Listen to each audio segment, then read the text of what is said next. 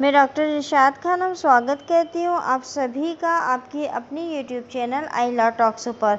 दोस्तों, आज का हमारा जो वीडियो है वो भागीदारी संविदा अधिनियम 1932 के अंतर्गत जो फर्म के पंजीकरण दे रखा है उसके बारे में है।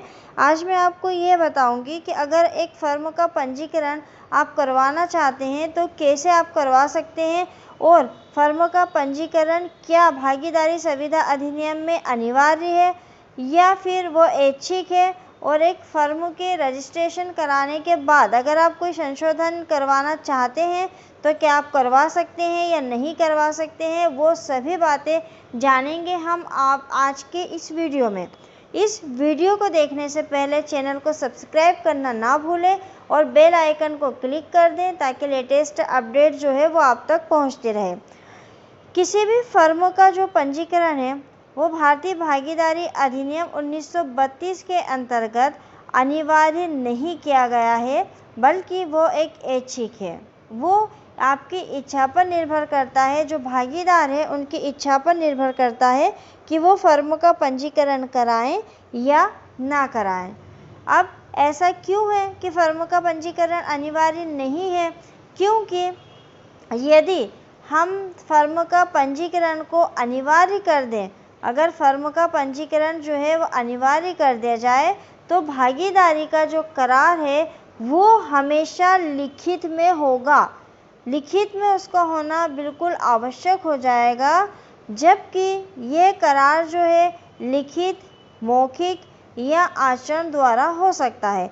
हमने जब कॉन्ट्रैक्ट को पढ़ा था तो कॉन्ट्रैक्ट में हमने यही पढ़ा है कि कोई भी करार लिखित हो सकता है, मौखिक हो सकता है और आचरण द्वारा भी हो सकता है।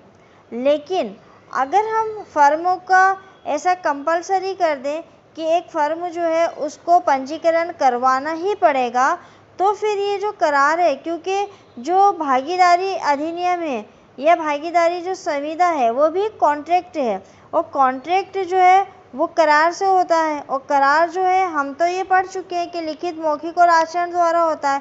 लेकिन पंजीकरण को अनिवार्य कर देने से फिर हमें जब भी हम फर्मों का या भागीदारी का करार करेंगे तो हमें वो लिखित ही करवाना पड़ेगा। फर्म का रजिस्ट्रेशन ना करवाने से कई बार ऐसा होता है कि हमें कई मुश्किलों का सामना करना पड़ता है। अनेक बार यह साबित करना कठिन हो जाता है कि कोई व्यक्ति फर्म में भागीदार है या नहीं है। अगर फर्म के अस्तित्व की हम बात करें तो वो उसका अस्तित्व किस तारीख से है, किस तिथि से फर्म का गठन किया गया है, उसको जानना भी हमारे लिए मुश्किल हो जाता है। फर्म के कारोबार का मुख्य स्थान कौन सा है, ये सारी चीज़ें जो हैं ये हमें असुविधा होती है इन सब चीज़ों से, क्योंकि हम इनको जान ही नहीं पाते हैं। तो इन सारी असुविधाओं से बचने तथा धारा 69 में वर्णित अपंजीकरण से उत्पन्न हानियों के कारण फर्म का पंजीकरण कराना एक प्रकार से अनिवार्य सा हो गया है। फर्मों के पंजीकरण की क्या प्रोसेस होती है, फर्म का जो पंजीकरण है वो कैसे करवा सकते हैं?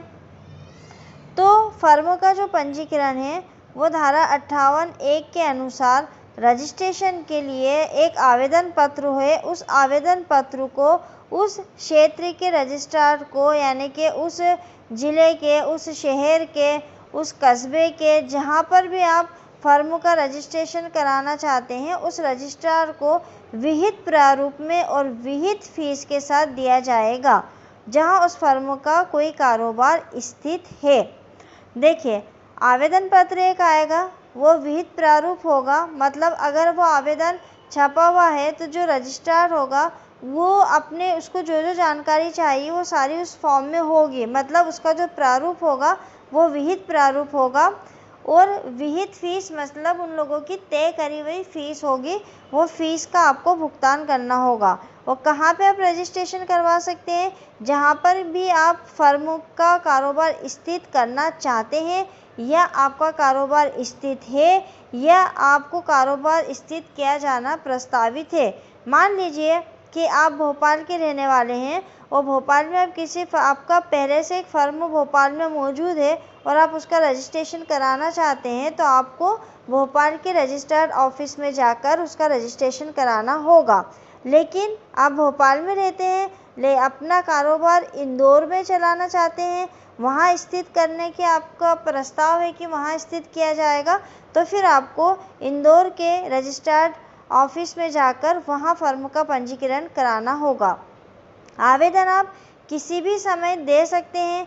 आप आवेदन को डाक द्वारा भी दे सकते हैं और व्यक्तिगत जाकर भी दे सकते हैं। वहाँ किसी भी समय, मतलब जहाँ हमने ये बोला है कि आप किसी भी समय आवेदन दे सकते हैं, तो किसी भी समय का क्या अर्थ होता है? तो किसी भी समय का मतलब है कि फर्म के अस्तित्व में आने के बाद कभी भी आप प्रार्थना पत्र दे सकते हैं। वह फर्म का कोई भी भागीदार या अन्य व्यक्ति दे सकता है। फर्म का अस्तित्व जैसे ही आ गया, आप वैसे भी आवेदन कर सकते हो। फर्म बनाने का आपके मन में जैसे ही विचार आया, आप वैसे भी आवेदन कर सकते हो।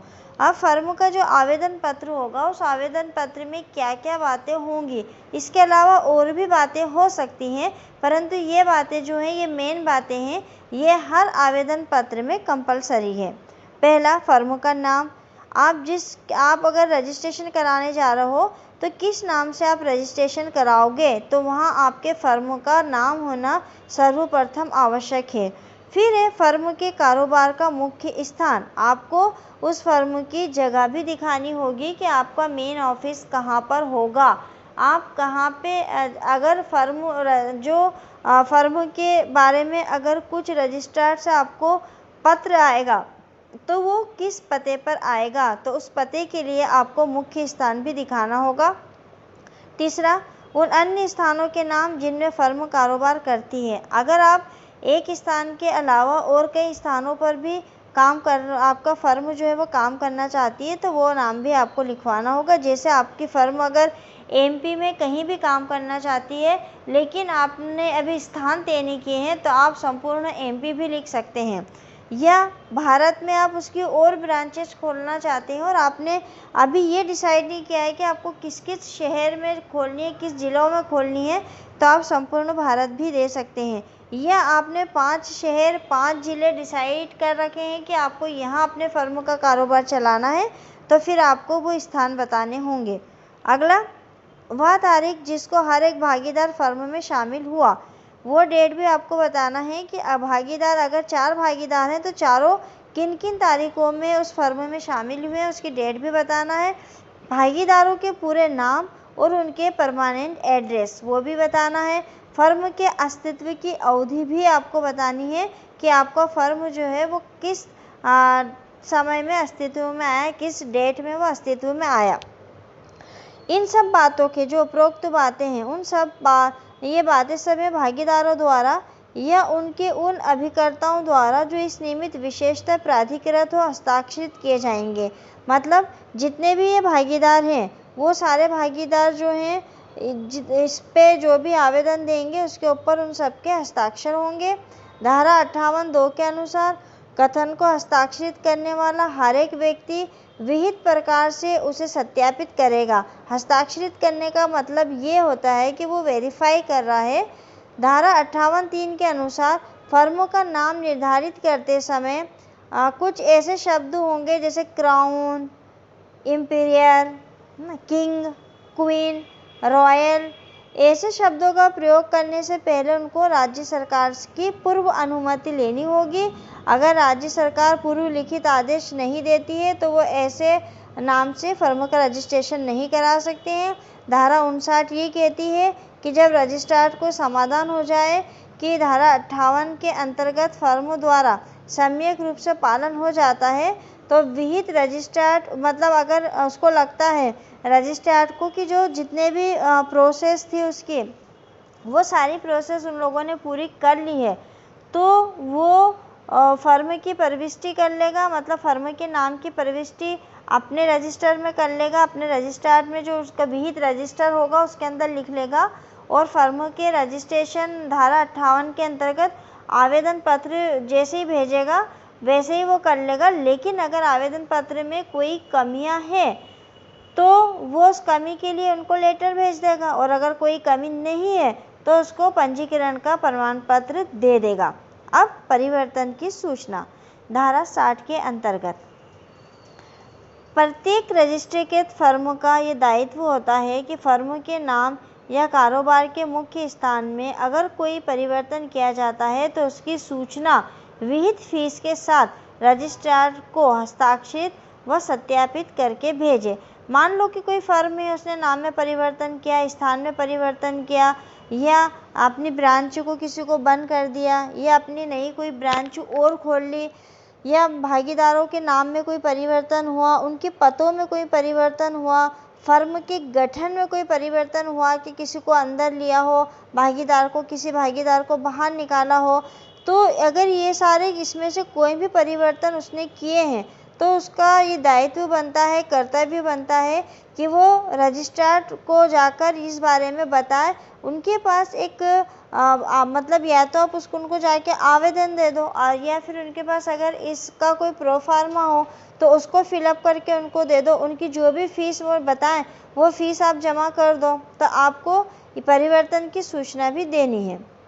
भूलों का परिशोधन धारा 64 के अंतर्गत रजिस्ट्रार को यह शक्ति प्राप्त है कि वह किसी भी समय फर्म के रजिस्ट्रेशन संबंधी किसी भी भूल का सुधार कर सके।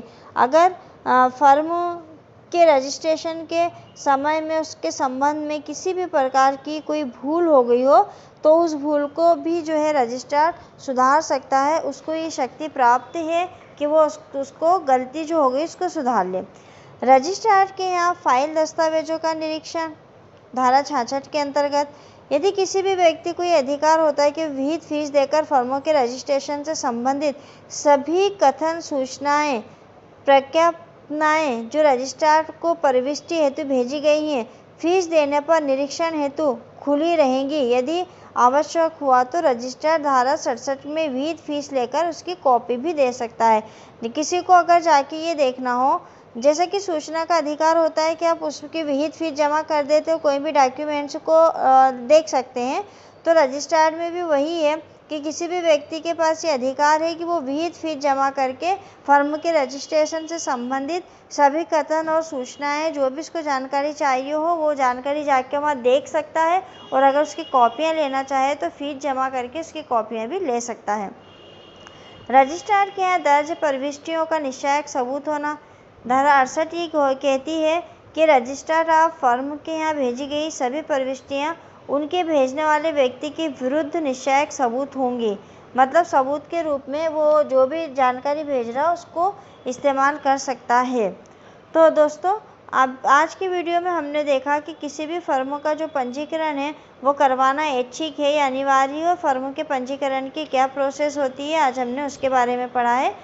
ये वीडियो के लिए बहुत से लोगों के मैसेज आ रहे थे कि मैं इस टॉपिक के ऊपर वीडियो बनाऊं, तो अगर वीडियो आपको पसंद आते हैं तो आप लाइक कमेंट्स और शेयर ज़रूर करिएगा। और दोस्तों ज़्यादा से ज़्यादा आप इसको शेयर करिए ताकि अधिक लोग इस चैनल से जुड़ सके, और विधि के जो भी टॉपिक हैं जो अगर आपको अच्छे लग रहे हैं तो मैं चाहती हूँ कि आप और लोगों तक भी इसको पहुँचाएँ।